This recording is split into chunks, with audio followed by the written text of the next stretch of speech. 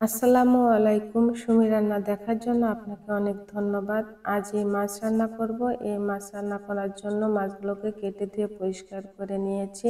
মাছের উপর দিয়ে চিরচির করে দাগ দিয়ে নিয়েছি। এখন এর উপর দিয়ে মরিচের গুঁড়া, হলুদের গুঁড়া আর সামান্য একটু ধনিয়ার গুঁড়া, পরিমাণ মতো লবণ দিয়ে খুব ভালো করে ম্যারিনেট করে নিয়ে নেব। 5 মিনিটের জন্য এবার রেস্টে রেখে দেব।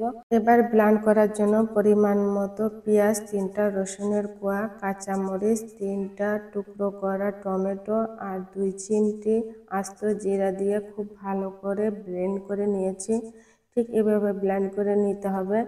এবার চুলার উপরে একটা পাত্র বসিয়ে তেল গরম করে এর মধ্যে এক এক করে সব মাছ দিয়ে দেব আর চাপ দিয়ে ঢেকে মাছগুলোকে ফ্রাই করে নেব। এতে মাছগুলোর স্মাইল খুব ভালো হবে আর ভিতরটা নরম থাকবে। তো এখন মাছ ফ্রাই করা হয়ে গেছে, এখন এক এক করে উল্টিয়ে দিব।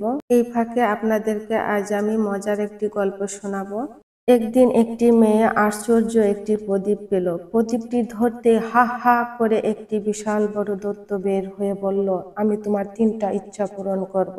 তুমি তোমার প্রথম ইচ্ছার কথা বলো। মেয়েটি বলল, আমাকে এমন এক জায়গায় নিয়ে যাও যেখানে মানুষ কোনোদিন যেতে পারবে না। বলা মাত্র মেয়েটির সামনে একটি জাদুর পাটি হাজির হলো। তারপর আকাশে উঠতে উঠতে ঘড়ির প্রাসাদ দেখতে পেয়ে মেয়েটি বলল দৈত্যকে, আমি ওখানে যেতে চাই। মেয়েটি প্রাসাদের সামনে গিয়ে দেখলো দেয়ালের চতুর্দিকে হাজার হাজার ঘড়ি। মেয়েটি অবাক হয়ে দৈত্যকে জিজ্ঞাসা করলো, এখানে এত ঘড়ি কেন? তারপর দৈত্যটি বলল, এগুলো হলো মিথ্যার ঘড়ি। দুনিয়াতে থাকাকালে কেউ যদি একটি মিথ্যা কথা বলে তাহলে ঘড়িটি একবার করে ঘুরবে। এভাবে সে যতবার বলবে ততবার ঘুরবে। মেয়েটি দৈত্যটির কথা শুনে অবাক হয়ে প্রশ্ন করল, আচ্ছা তাহলে বাংলাদেশের নেতা মন্ত্রীদের ঘড়ি কোন দিকে?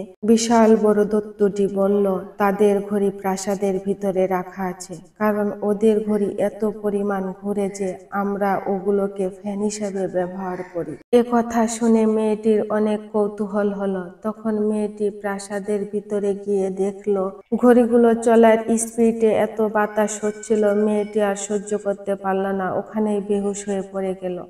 এই গল্পটি থেকে আমরা এটাই বুঝতে পারলাম, এত পরিমাণের মিথ্যা কথা আমরা বলি। আমাদের ফ্যানের সাথে যদি এই মিথ্যা কথার চার্জ ফিটিং করা যেত তাহলে মনে হয় আমাদের আর কারেন্টের প্রয়োজন হতো না।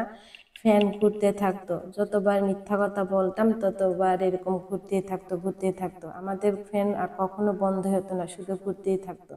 তা আমরা এই পরিমাণে মিথ্যা কথা বলি। তো যাই হোক, আপনারা আমার রেসিপিটা কেমন হচ্ছে অবশ্যই কমেন্টে জানাবেন। আজ এই পর্যন্ত, আল্লাহ হাফেজ।